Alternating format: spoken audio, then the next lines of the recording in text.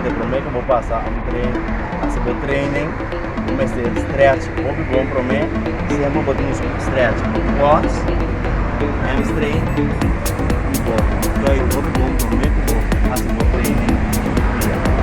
Agora vou cabeça, vou warm-up, stretch mesmo, quando eu comecei com warm-up, e vou correr com a bicycle, com o treadmill para 10 minutos largo, depois quando eu começar com o treino.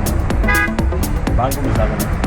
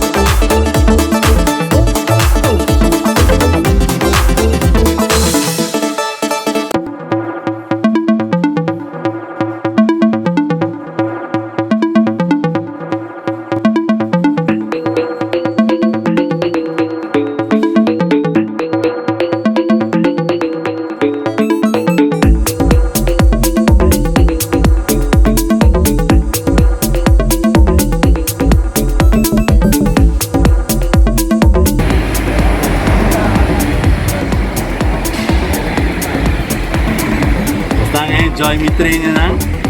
Se te training nang como estás normalmente, ora me te train pia. Sempre vou caber train pia também. Sempre corra para o stretch aí do pia nang. Cabe correr para baixo de na loss do pia nang para me for by casa. Então sempre guarda like o vídeo, guarda subscribe no vídeo, guarda share no vídeo nang. Thank you.